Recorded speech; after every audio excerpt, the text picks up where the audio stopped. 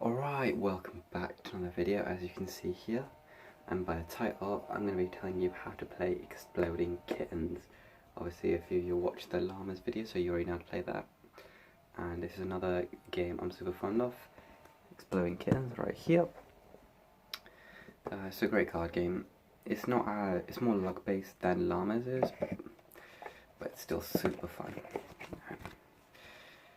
This instruction book, so I'm going to be again telling you how to play.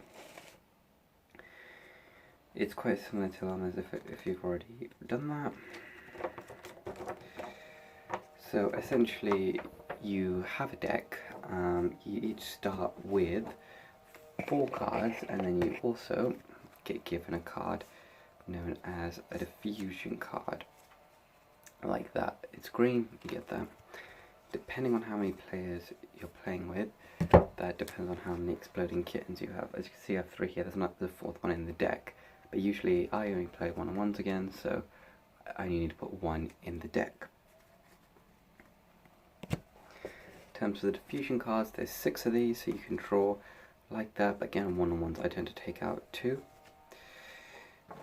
The way you play is each player starts and you end your turn by drawing a card, because obviously the exploding kitten's in the deck. If you draw it, you essentially lose unless you have one of the diffusion cards here.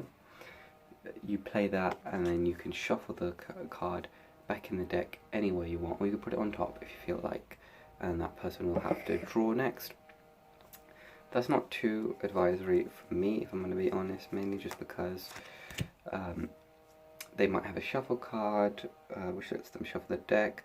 They might have a way to skip their turn, which again is here, so shuffle the card, they can shuffle the entire deck. Ooh, they can also use one of these cards, Seeing the Future, so they can see what's coming up next, and if they don't like it, then they're obviously not going to draw.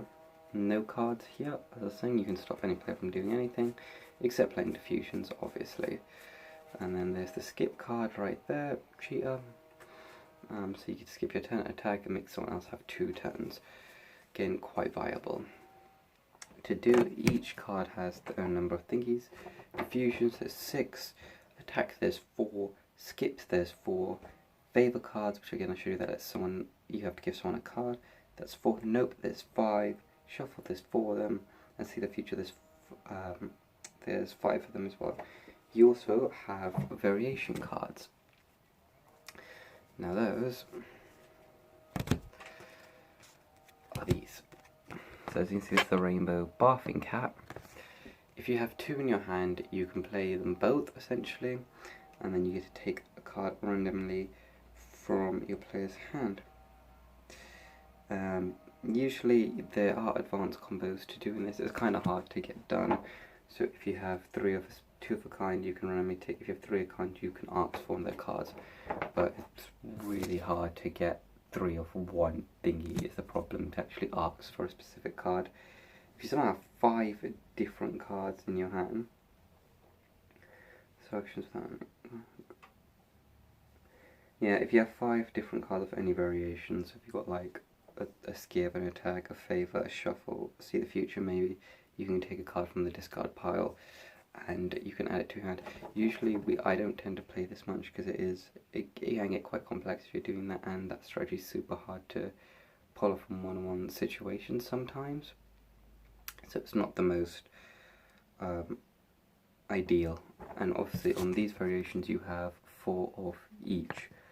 So I believe I've got 2 of these, 2 of some other cards that I'll show you as well.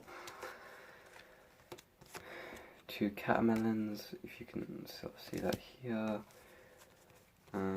You have other variations. Also, only got half the deck right. You got potato cat. I'll get 2 of those. 2 beard cats, and my personal favourite, if I can find it, 2 taco cats. Let's play down 2 taco cats. So essentially the aim of the game is you end your turn to draw, and if someone draws an exploding kitten, they've basically lost, unless they have a diffusion card, which is a green one. If they draw a second time and they don't have a diffusion card, they're out of the game. If you have 4 players essentially what you do is, if that person's out of the game, you can take out 1 diffusion. So there's 4 diffusions in the deck, or 3 technically, because you only need 3, because only 3 people can get eliminated. You take one of those out, there's 3 of you left, and there's 2 still in the deck for you to potentially draw.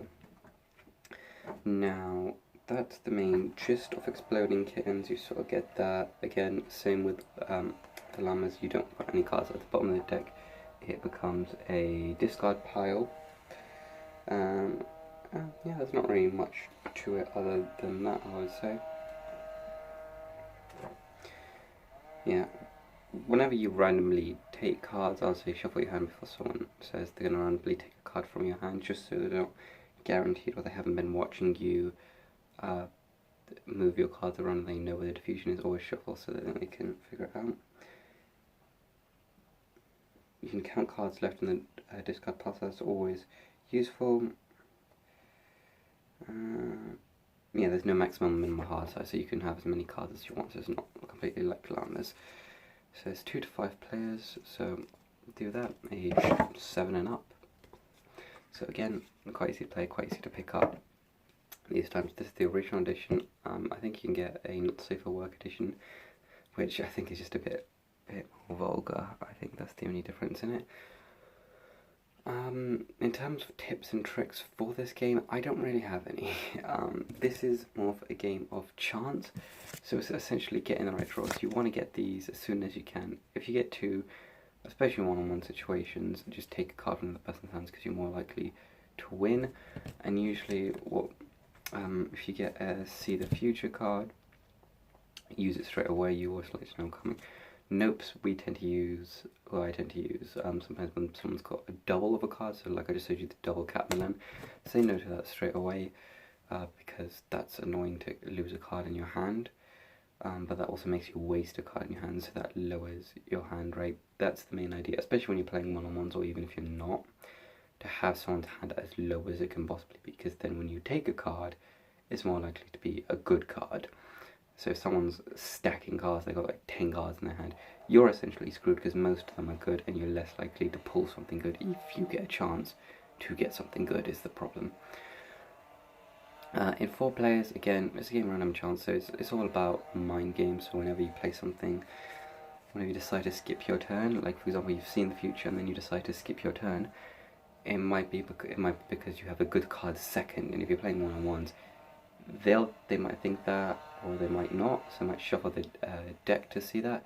Or what you could also do is, if a diffusion's coming up next and you skip your turn, that's another good idea, because then they'll think, oh my god, that's the kitten, because obviously he doesn't want to draw because he knows what's next. So they'll try and shuffle the deck or do something like that. When you're playing one-on-ones, I recommend using maybe half the deck rather than a full deck, just because the game will go on forever and it'll be a bit more of a, I think, grinding first to draw the best cards constantly. So maybe play with, like, I think 2 attacks, 2 skips, maybe 3 futures and stuff like that, just to half the size, make it a bit easier for the 2 players to play. We only usually take out 2 diffusion cards to make it a bit easier. But yeah, there's not really many other tips and tricks I have to share with you. I think that's about it. This is a game more of luck rather than skill. At least with llamas you could plan some strategies. With this one you can't. You essentially just have to keep drawing and hope you can stack up decent cards and get good cards, essentially. Right, well that's it. I hope you learned something. I hope you enjoyed this video on Exploding Kittens. So maybe you want to get it yourself. I don't think it's that expensive to buy. It's also got quite a really nice box, and that's what I'm a big fan of all these card games that have the very good box on them, and it's quite cool. Drawings on the back as well, so cool. Maybe I'll do another one of these instructions, but until then, I'll see you in a bit. Bye.